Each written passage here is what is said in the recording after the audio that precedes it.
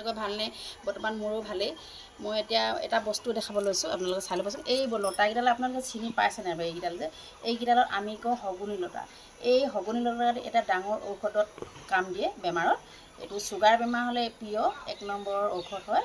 আপোনালোকে যদি চুগাৰ কাৰোবাৰ আছে নিজে খাই প্ৰমাণ কৰিব পাৰে। মোৰ কিন্তু নিজৰ চুগাৰ থকাৰ কাৰণে মই এইটো ব্যৱহাৰ কৰিছোঁ। এনেকৈ আপোনালোকে ল'ব, সৰু সৰু 1 কেজিমান 3 টুকুৰা ল'ব। এনেকৈ এটা গিলাচত বা খুন্দনাত গুটি ল'ব, অকণমান থেতালি পিনে এনেকুৱাকৈ থেতালি লৈ, বৰ বেছিকৈ থেতালি নিদিব, অলপ থেতালি দিব।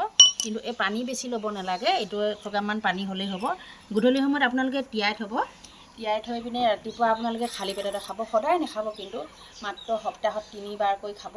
বহুত আৰোগ্য হ'ব। মোৰো চুগাৰ বহুত বেছি হৈছিল। মই 480লৈকে মোৰ চুগাৰ পাইছিল। এতিয়া মই 3-4 মাহমান হৈছে এইটো ইউজ কৰি আছোঁ। বহুতখিনি মানে নৰ্মেলত আহিলে। সেইকাৰণে মই আপোনালোককো জনাই থওঁ বুলি ভাবিছিলোঁ, কাৰোবাৰ যদি চুগাৰ বেমাৰ হয় এইটো ব্যৱহাৰ কৰিব পাৰে। চিনি নাপালে মানে আপোনালোকে কিছুমানে বেলেগো নাম ক'ব পাৰে, কিন্তু আমি শগুনী লতা বুলিয়ে জানো। কিন্তু বস্তুটো খাবলৈ বহুত তিতা হয়। তিতা হ'লেও আপোনালোকে ভয় নকৰিব, কিন্তু বেছি নহ'ব। দেখিছেনে ইমান টুকুৰা হাতেই দিব, 3 টুকুৰা দিব মাত্ৰ, বেছি নিদিব। ৰাতিপুৱা কিন্তু খালী পেটত খাব।